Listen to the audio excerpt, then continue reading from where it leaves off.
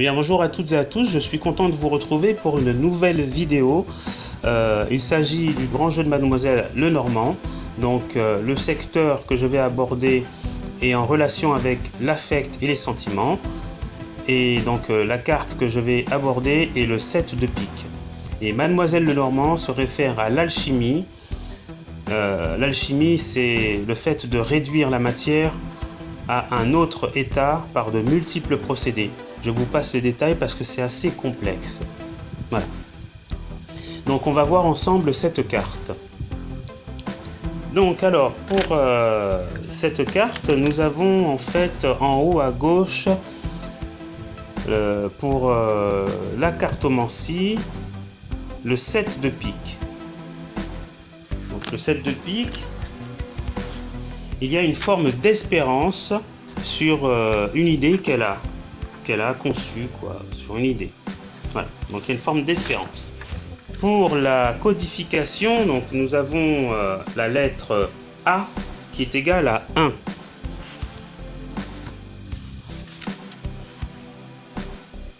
Ensuite, nous avons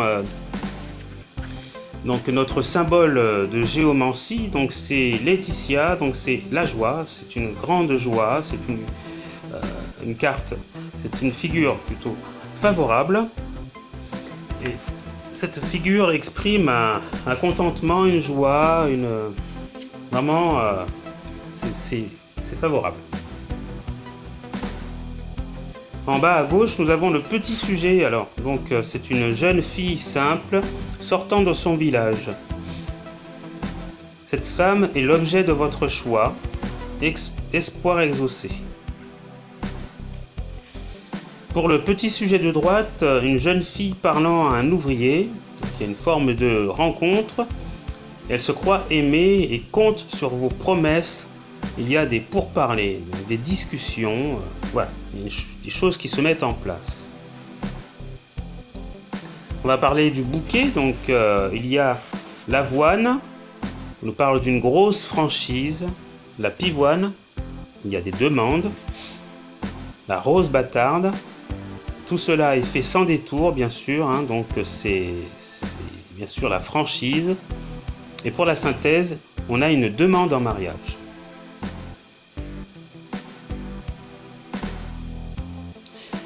Pour les constellations, donc on en a plusieurs, on a la baleine, l'oie, le cœur de Charles, le cygne et l'éridan. Donc on parle d'un déplacement affectif.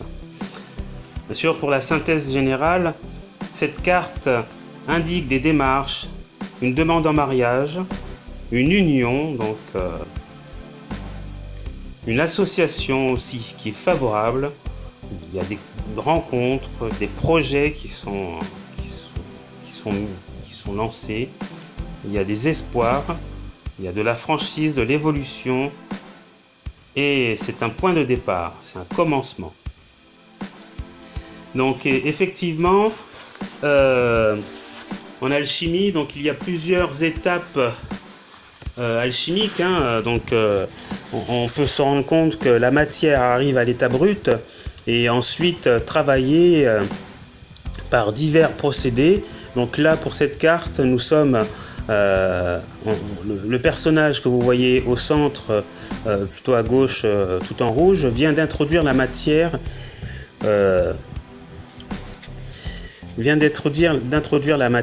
et commence vraiment une action, quoi. Donc c'est le début, c'est l'initiateur, c'est celui qui met en route les choses en fait, Donc il referme de sa main gauche aussi avec un bouchon l'œuf philosophique. Donc la matière brute bien sûr est introduite. Donc la matière brute que je nomme est appelée la materia prima. Donc c'est la pierre ou c'est un minerai. C'est en quelque sorte la première étape de la phase alchimique, quoi. Là, l'alchimiste se tient debout, il est plein d'espoir, il est actif et il est en train de commencer le procédé, quoi. Voilà. Donc bien sûr, en alchimie, on utilise plusieurs plusieurs éléments. On peut utiliser l'eau, le soufre, le mercure, le feu, quoi. Hein. On arrive à un état matériel, à une forme d'évolution à quelque chose, quoi. Hein. On transforme la matière, quoi. Hein. Il y a plusieurs étapes, et c'est un petit peu ça que Mademoiselle Lenormand a compris dans une relation, quoi. Hein. Elle s'est dit, mais c'est bizarre, quoi. Dans une relation, il y a plusieurs états, quoi. Hein. Il peut y avoir plusieurs états. Il peut y avoir au niveau de l'affect plusieurs états, quoi. Hein, et des sentiments aussi, hein. Il y a des sentiments qui sont volatiles, des sentiments qui restent, qui sont... C'est très très complexe, quoi. Donc on trouve ça quand même étonnant qu'elle ait comparé les sentiments amoureux avec l'alchimie, mais il y a quand même des rapports, quoi. Hein. Il y a quand même plusieurs états, et c'est un rapport avec l'alchimie. On va continuer. Donc voilà, j'en avais parlé. Donc l'acteur est en train a mis la matière, et on voit les flammes ardentes en dessous qui sont en train de consumer la matière, quoi, hein, de transformer la matière. Hein. Alors bien sûr, un alchimiste, comme il se doit, a bien sûr plusieurs ustensiles, hein, de formes bizarres, des récipients, des formes alambiquées, et c'est ce qui va l'aider après à pouvoir élaborer des procédés alchimiques pour arriver à un autre état, en fait. Alors là, on voit qu'il a mis la main au niveau de l'œuf philosophique, hein, donc il bouche en effet cet œuf, donc pour en emprisonner la matière, et pour que la matière puisse pouvoir arriver à un autre état. Donc là, nous avons en dessous les flammes ardentes, on voit que c'est rouge. C'est ce qui permet à la matière de pouvoir arriver à un autre état.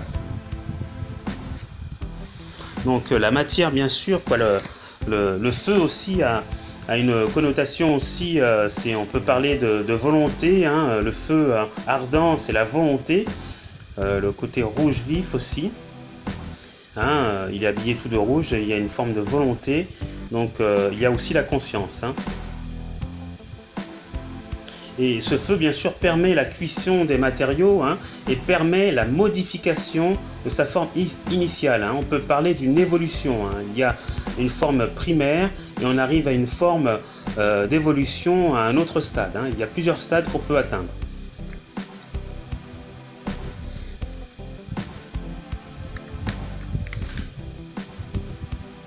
Alors donc, j'en avais parlé, hein, le personnage se tient debout, il a une forme active, hein, c'est lui qui a le potentiel, qui a les moyens, hein, voilà. Hein. Donc voilà, je vous parlais de l'œuf philosophique. Donc cet œuf, en fait, on peut parler aussi, hein, il a une autre appellation, hein, c'est le creuset, hein, donc c'est la matrice, hein, en forme d'œuf. Rappelle le symbole de l'œuf cosmique et de l'œuf orphique. Hein. C'est la base de toutes les initiations, hein, qu'elles viennent d'Égypte ou de Grèce. Hein. Voilà. Donc pour cette grande œuvre, on utilise bien sûr, comme j'avais dit tout à l'heure, le soufre, le mercure, le feu qui est l'activité, l'eau qui est la passivité, hein, et les énergies célestes et terrestres. Hein. Tout cela va résulter, va bien sûr nous faire obtenir un autre agent qui est aussi l'agent fondamental à la transmutation, hein, qui est le sel. Hein. Voilà, faut bien prendre en compte cela. Alors nous avons bien sûr dans le coin gauche, hein, nous avons des livres, hein, donc nous avons une table rouge et nous avons un livre posé sur le côté, donc c'est un livre que l'acteur, le personnage à mon avis, s'est inspiré, hein, il a dû utiliser ce livre pour pouvoir créer sa base alchimique.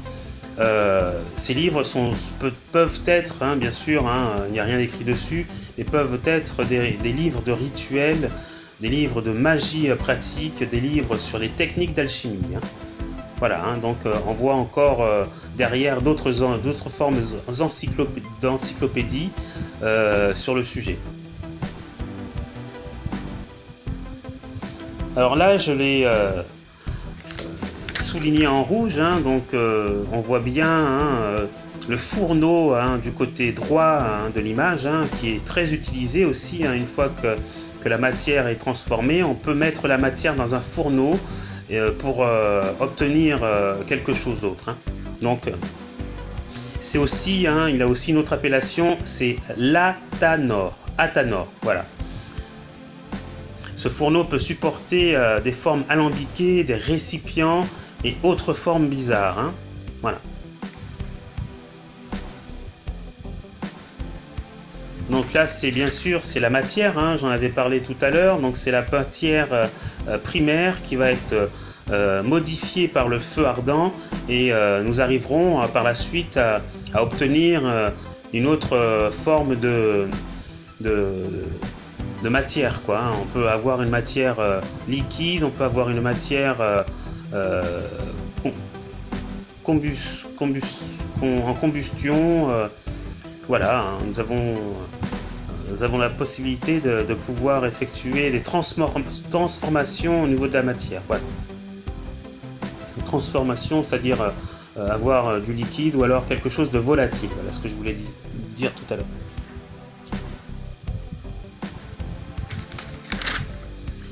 Donc voilà, donc je pense que nous avons pratiquement fait le tour. Donc je vais aussi me référer au livre de Corinne Morel, Comprendre et interpréter le grand jeu de Mademoiselle Lenormand, voir un peu ce qu'elle nous dit donc au niveau du set de pique. Donc le set de pique nous dit c'est une carte bien sûr d'une grande œuvre, hein. Le personnage est en train de réaliser quelque chose. Cette carte a un effet positif, hein. Donc voilà. Le symbole géomantique, nous avons aussi, c'est une forme impaire, hein. Donc voilà. Donc on va reparler du sujet central, donc la représentation que nous avons. Attendez, je vais retrouver l'image, excusez-moi. Donc voilà, je vous fais passer les différentes images que nous avons vues et nous allons revenir au sujet, carrément à la carte initiale qui est celle-ci. Donc pour la représentation que nous avons un artiste qui observe la matière qui se solidifie et l'interprétation que nous fait Corinne Morel, la carte favorise les mariages et les unions ou association féconde et durable. Parfaitement positive, elle a une influence très bénéfique sur les cartes qui l'entourent. Elle indique, en outre, fréquemment la naissance d'un enfant.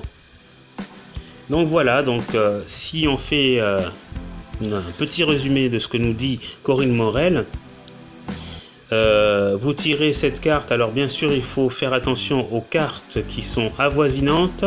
Vous pouvez très bien avoir un enfant plus tard, faire une demande ou être demandé en mariage, rencontrer quelqu'un, c'est-à-dire une union sentimentale, une union, ou alors faire des associations, faire des connaissances qui seront pour vous durables. Cette carte est parfaitement positive. Voilà.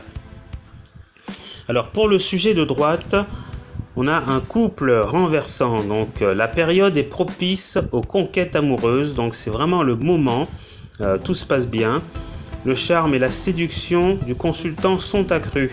Le sujet de droite peut également représenter la fin d'un isolement affectif. Donc voilà, donc si vous étiez dans une période où vous êtes célibataire, donc en fait, tout vous sourit à vous pour cette période. Vous rencontrez du monde, vous faites des connaissances, vous êtes apprécié, vous êtes séduisante, le charme opère. Pour le sujet de gauche, nous avons une jeune fille attendant son fiancé. Voilà, l'interprétation, c'est un conseil en fait, il faut être ouvert, patient et laisser l'autre venir spontanément à soi. Là, c'est un autre cas de figure pour le sujet de gauche. Il faut jouer la carte de la patience, c'est-à-dire que, ça viendra, vous rencontrerez quelqu'un, pas forcément de suite, mais il faut être patient et il faut bien sûr vous ouvrir, aller vers les autres et faire en sorte de vous mettre en valeur, je pense. Voilà pour cette carte. On se retrouvera pour la prochaine carte du secteur du mariage. Voilà. À bientôt et au revoir.